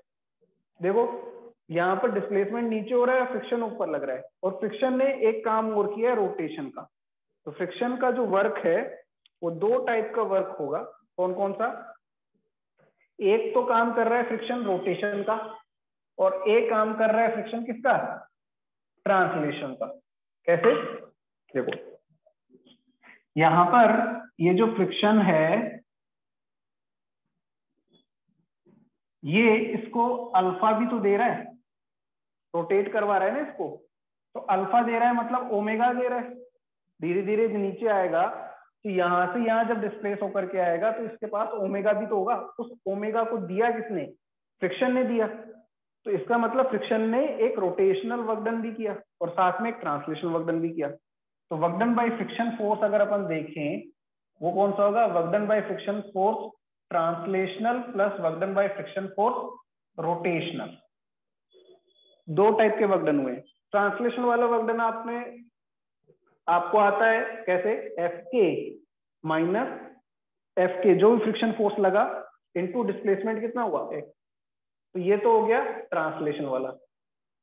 और रोटेशन वाला कैसे लिखोगे, यहां पर जो रोटेशन वाला जो वर्क डन होता है, वर्क डन रोटेशनल, वो इस तरीके से लिखा जाता है। जैसे वर्क डन ट्रांसलेशन कैसे लिखा जाता है, एफ डॉट एस, ठीक है। ये कैसे लिखा जाता है, टाउ डॉट थीटा। ये कैसे लिखा जाता है, टाउ डॉट डी थीटा। जैसे यहाँ एफ डॉट डी एस लिखते हैं ना, तो ये वर्क डन आता है। यहाँ पर वर्क डन रोटेशन क्या आता है, फोर्स की जगह टॉर्क और डिस्प्लेसमेंट की जगह एंगुलर डिस्प्लेसमेंट आ जाता है। तो यहाँ पर आप क्या करोगे, यहाँ पे work done bye tau friction force dot कितना थीटा घुमा दिया इसको, कितना एंगुलर डिस्प्लेसमेंट कर दिया, इसके अकॉर्डिंग अपन ये रोटेशनल वर्क डन यहाँ पे निकालेंगे। तो ये तो x भी मुझे पता है, x तो दिया है, फ्रिक्शन फोर्स मैंने निकाल लिया, ये तो मैं निकाल लूंगा। अब इसके लिए मुझे क्या चाहिएगा, एफ टाउ एफ के लिए तो एफ के इंटू डिस्टेंस कितनी है, आर है, तो ये तो आ गया। थीटा निकाल लूं तो काम हो जाएगा। तो थीटा कितना होगा, थीटा होगा, थीटा यहाँ पर क्या लिखेंगे, half of alpha into T square. तो half, what is alpha, alpha कैसे निकालेंगे, अल्फा यहाँ पे टॉर्क कितना दे रहा है, यहाँ पे टॉर्क कितना दे रहा है, एफ के इंटू आर दे रहा है ना। तो एफ के इंटू आर, ये तो टॉर्क हो गया बाई आई सी, ये आ गया अल्फा। अल्फा कैसे निकाला अपन ने, ध्यान से देखो, टॉर्क अपॉन आई सी, क्या हो गया अल्फा, इंटू टी स्क्वायर कितना है 2x बाई ए सी, ये यहाँ पे सब्स्टिट्यूट कर दिया। तो ये कितना आ रहा है, हाफ एफ के की वैल्यू है जो यहाँ पे लिख दो, वो कितनी है, mg sin theta by 14, mg sin theta by 14 into R upon IC कितना है, आईसी है 2 by 5 M R square into 2x by AC कितना है 13 mg sin थीटा बाई 14। तो ये और ये तो कैंसिल हो रहा है पूरा, ठीक। यहां पर और कौन सा कैंसिल हो रहा है, ये 2 और ये 2 भी कैंसिल हो रहा है, एक आर ये कैंसिल हो रहा है इस आर के साथ। तो थीटा बराबर कितना आ रहा है, यहां पर कैलकुलेट कर रहे हैं अपन, थीटा बराबर आ रहा है हाफ, तो ये है 5 ऊपर चला गया तो 5/2 और ये सब कैंसिल हो गए, एक आर बचा हुआ है, ठीक है, और ये नीचे 13 भी बचा हुआ है, तो मतलब 26। तो 26, तो और नीचे क्या बचा है, एक आर और बचा है। तो थीटा बराबर कितना आया 5/26 आर, देख लो इसमें, और एक एक्स और बचा है, ये एक्स। तो थीटा बराबर अपने पास आ रहा है 5x/26r, ये यहाँ पे पुट कर दो। अब यहाँ पर देखो इसका जो वर्क डन आ रहा है, मतलब टॉर्क भी किधर लगा रहा है, ये लगा रहा है इस तरीके से क्लॉकवाइज, क्लॉकवाइज टॉर्क लगा रहा है, और ओमेगा भी क्लॉकवाइज मिल रहा है, तो ये तो पॉजिटिव वर्क हो रहा है और ये नेगेटिव वर्क हो रहा है, दोनों को ऐड कर देंगे तो टोटल वर्क मिलेगा। तो ये कितना है, -mg sin θ/, एक काम करो एफ के टर्म में ही लिख दो, लास्ट में mg sin θ जोड़, -fk/x प्लस ये कितना होगा, ये हो जाएगा टाउ, दिस इज fk/r, और थीटा कितना है 5x/26r, r कैंसिल, तो यहाँ पर क्या बच रहा है, यहाँ पे बच रहा है fk/x को कॉमन ले लेंगे, 1 - 5/26, तो आंसर कितना आएगा, दिस इज 21/26 इंटू fkx, और fk की जो वैल्यू है वो पुट कर दो, ये कितनी है 21/26, सॉरी ये प्लस ये माइनस, तो ये माइनस और ये भी माइनस, तो -21/26 mg sin θ/14 इंटू एक्स, ये अपना फाइनल आंसर आएगा। चेक कर लो इसको, कौन सी स्टेप में डाउट लग रहा हो वो पूछ लो, एक एक स्टेप अच्छे से ध्यान से देखेंगे सब लोग।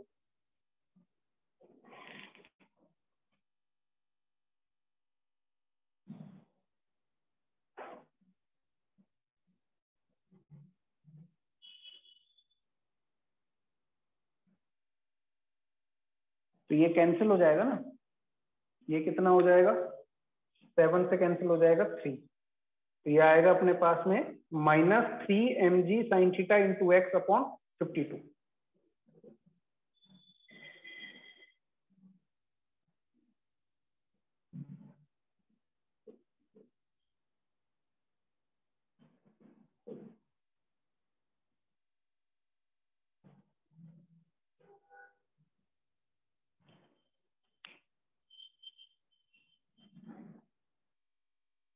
तो अगर प्योर रोलिंग ना हो रहा हो, या फिर ऐसा केस दे रखा है जिसमें फ्रिक्शन सफिशिएंट नहीं है, उस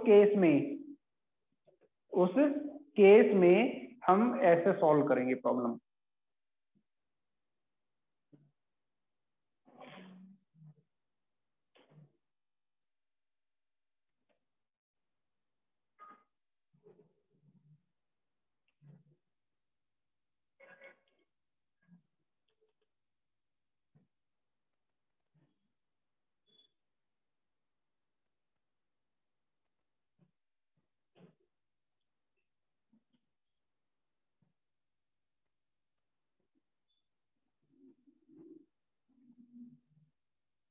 नोट कर लिया सबने,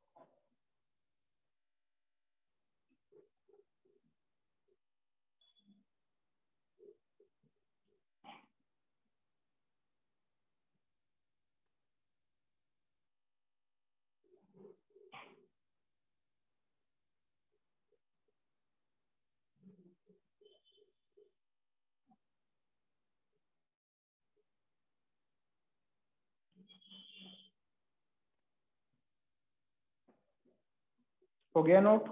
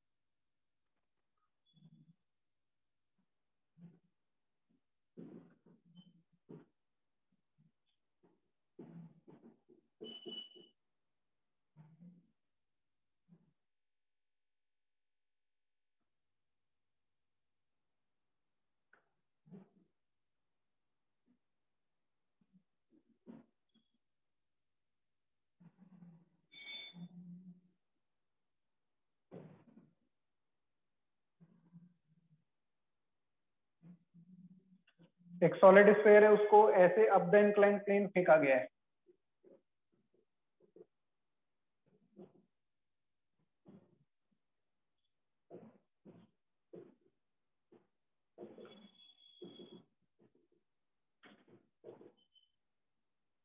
ठीक है, कितने वेलोसिटी से? v equals to omega R, and omega इसकी एंगुलर वेलोसिटी है। इस तरीके से इसको ऊपर की तरफ फेंका गया है। थीटा बराबर 45 डिग्री दिया हुआ है। आपको पूछा है फाइंड द टाइम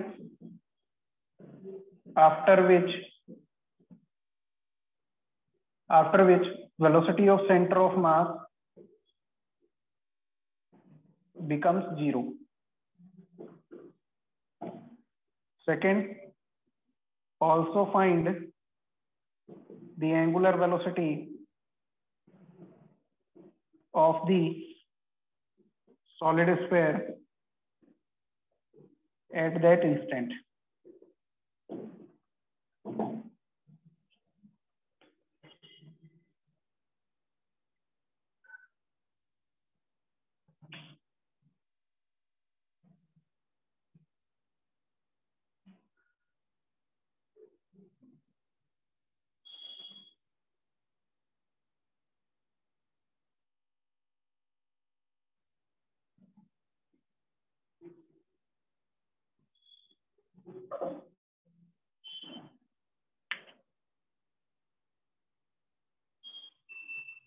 इस तरीके से ले लो वेलोसिटी। एंगुलर वेलोसिटी है वो क्लॉकवाइज है, एंगुलर वेलोसिटी क्लॉकवाइज है। एरो दोबारा से देखना।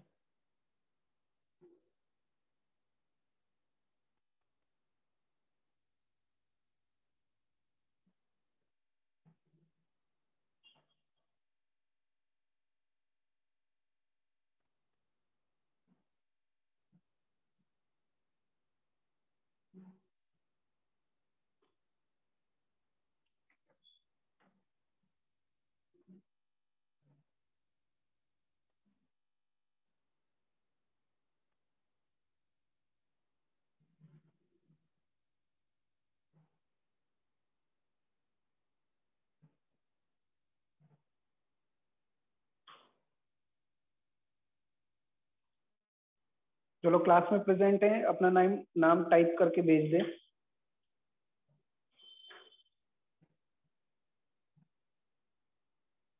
अटेंडेंस के नाम से।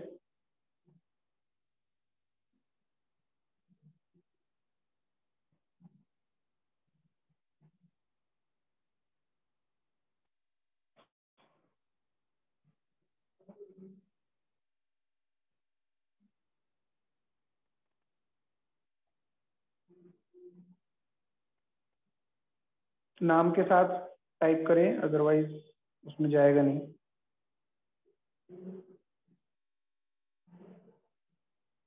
तो एक बार ही भेजना है।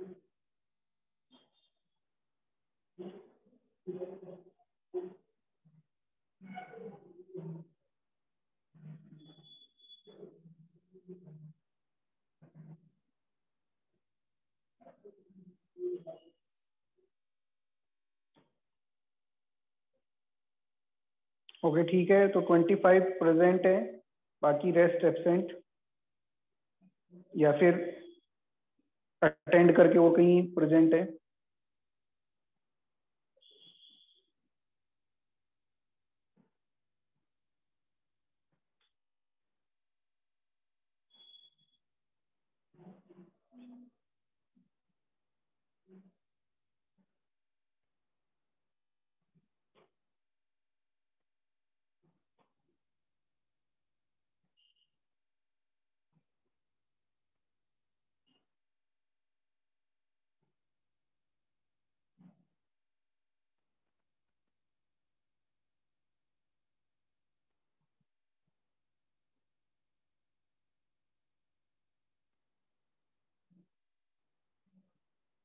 हाँ सॉल्व हुआ है।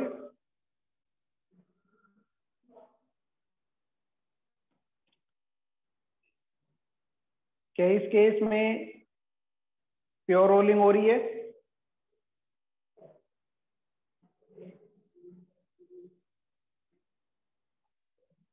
क्या इस केस में प्योर रोलिंग हो रही है?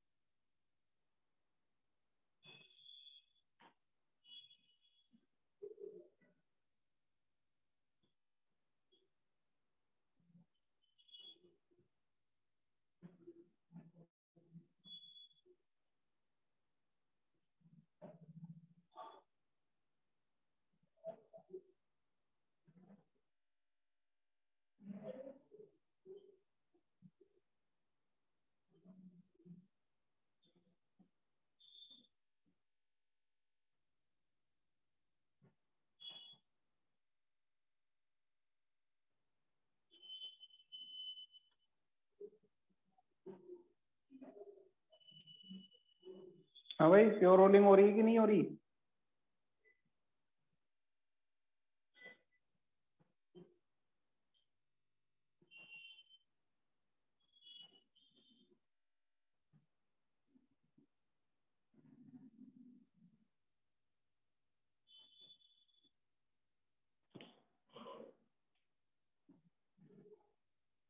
देखो, ये जो पॉइंट ऑफ कांटेक्ट है, ये V तो ऑलरेडी है इधर, और ओमेगा आर भी इधर ही है, तो ये रेस्ट पे नहीं है, यहाँ पे स्लिप कर रहा है ऊपर की तरफ, तो प्योर रोलिंग यहाँ पर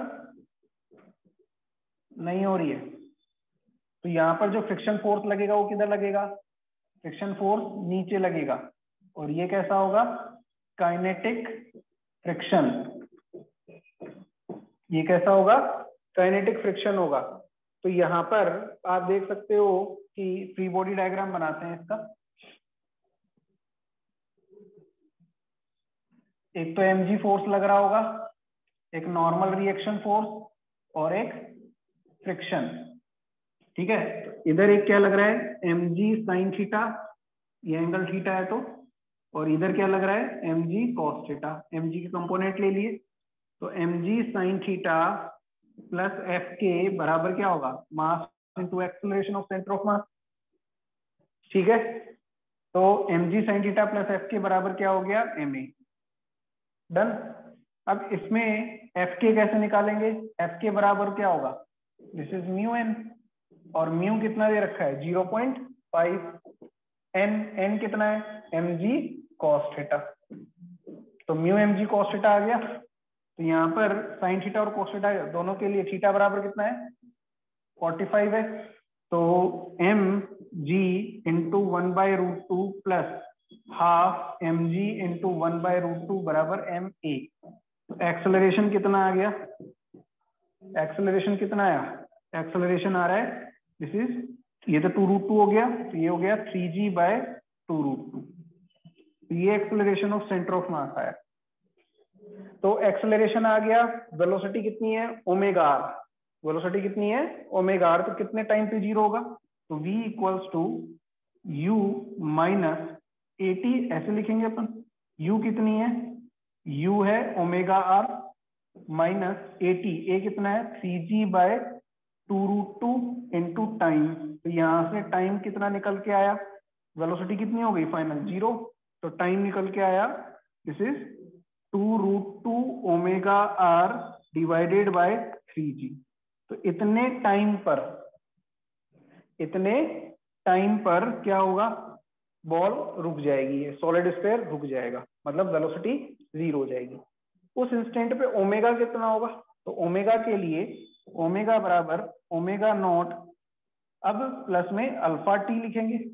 अब फ्रिक्शन यहाँ पर कैसा टॉर्क लगा रहा है, फ्रिक्शन यहाँ पे r क्रॉस f देखें तो काउंटर क्लॉकवाइज लगा रहा है और ओमेगा क्लॉकवाइज है। तो यहाँ पर अगर अपन लिखें टॉर्क फ्रिक्शन का, तो एफ के इंटू आर बराबर क्या लिखेंगे आई सी इंटू अल्फा। तो अल्फा बराबर कितना हो गया, एफ के कितना है, एफ के है this is M g cos theta by 2, M g cos theta by 2 into R divided by I C कितना है 2/5 M R square, M R cancel, तो अल्फा बराबर कितना आ गया, this is 5g cos theta by 4 R. ये अपने पास में अल्फा आया, इस अल्फा को यहाँ पे डालो, ओमेगा नॉट कितना है ओमेगा, माइनस, माइनस क्यों लगा रहा हूं, क्योंकि ये काउंटर क्लॉकवाइज है और ये कैसा है क्लॉकवाइज, तो minus 5g cos theta, cos theta की वैल्यू कितनी है 1/√2 है ना, तो 1/√2 bye 4r into time, time कितना निकाल के आए थे अपन 2√2 omega R divided by 3g। ठीक है, तो देखो यहां पर g से g कैंसिल हो रहा है, r से r कैंसिल हो रहा है, √2 से √2 कैंसिल हो गया और इससे कैंसिल करेंगे तो 2, तो ये हो जाएगा 6 minus 5 this is omega by 6। तो ओमेगा बाई 6 एंगुलर वेलोसिटी रह जाती है, मतलब जिस इंस्टेंट पे वेलोसिटी 0 होगी उस इंस्टेंट पे एंगुलर वेलोसिटी ओमेगा से ओमेगा बाई 6 बच जाएगी। ठीक है, ये समझ आया कि एंगुलर वेलोसिटी कितनी हो जाएगी ओमेगा से ओमेगा बाय 6। तो ये अपन ने केसेस देखे जिनमें प्योर रोलिंग नहीं हो रही है। तो हर बार आपको ऐसा प्रॉब्लम दिया जाए जिसमें फ्रिक्शन और रोलिंग वगैरह है, तो उस केस में 5 है ना, हाँ तो नीचे 6 है ना, नीचे क्या है 6 है, तो 6 ओमेगा माइनस 5 ओमेगा बाई 6 कितना आएगा ओमेगा बाई 6 आएगा ना। तो अगर अपने को ऐसा केस मिले जिसमें प्योर रोलिंग नहीं हो रही है, तो उसको आप सिंपल फ्री बॉडी डायग्राम लगा करके आप सॉल्व कर सकते हो। ठीक है, उसमें ऐसा नहीं कि सीधा जल्दीबाजी में अपन ने देखा ही नहीं कि प्योर रोलिंग हो रही है नहीं हो रही है, अपन तो सारा ही प्योर रोलिंग मान के चल रहे हैं, ऐसा नहीं करना। पहले चेक करना कि प्योर रोलिंग हो रही है कि नहीं। तो पहला तो अपन ने ये चेक कर लिया कि भाई वो पॉइंट ऑफ कांटेक्ट है वो रेस्ट पे नहीं है, ऊपर की तरफ स्लिप कर रहा है, इसलिए फ्रिक्शन नीचे की तरफ लगेगा, और ये फ्रिक्शन भी कैसा फ्रिक्शन है यहाँ पे काइनेटिक फ्रिक्शन है। अब जब ये ऊपर चला जाएगा, जब ये रेस्ट पे आ गया, उसके बाद में हो सकता है कि बाद में प्योर रोलिंग स्टार्ट हो जाए, जब ये नीचे आ रहा हो किसी इंस्टेंट पे हो जाए चालू, तो ऐसे क्वेश्चन भी आगे बन सकते हैं। तो वो सारे क्वेश्चन अपन एक एक करके स्टेप बाय स्टेप करके निकाल सकते हैं, अगर अपने को ये कॉन्सेप्ट क्लियर है। अगर प्योर रोलिंग हो रही हो तो भी अपने को आना चाहिए प्रॉब्लम, प्योर रोलिंग नहीं हो रही है तो भी आना चाहिए, इंक्लाइन वाले सारे केस अपने को आने चाहिए। अब इसमें और थोड़ा सा अगर अपन डिफिकल्ट केस में चले जाएं, तो एक बस एक और काम कर सकते हैं कि इंक्लाइंड प्लेन के ऊपर एक प्लैंक ले लिया, उस प्लैंक के ऊपर भी अपन ने क्या ले लिया, स्फेयर ले लिया, ठीक है, फिर अब चला दिया उसको। तो उस केस में थोड़ा सा और मतलब कॉन्सेप्ट का अपना चेक हो जाएगा कि हाँ अपन अच्छे से सॉल्व कर रहे हैं कि नहीं कर रहे। जैसे पिछले वाले में प्लैंक वाला प्रॉब्लम किया था, सेम यहाँ पर भी आप प्लैंक वाला प्रॉब्लम लगा सकते हो, ठीक है। उस केस में बस ध्यान क्या रखना होगा, जो work done by friction force है, स्टैटिक फ्रिक्शन फोर्स स्टैटिक लग रहा होगा, फिर भी उसका वर्क डन 0 नहीं आए। क्यों? क्योंकि प्लैंक का डिस्प्लेसमेंट हो रहा है और प्लैंक के जो पॉइंट ऑफ कांटेक्ट है जहां पे फ्रिक्शन फोर्स लग रहा है उसका भी डिस्प्लेसमेंट हो रहा होगा, ठीक है। तो इंक्लाइन वाले सारे केस आज अपन ने स्टडी कर ले, इसमें कोई भी डाउट लग रहा हो तो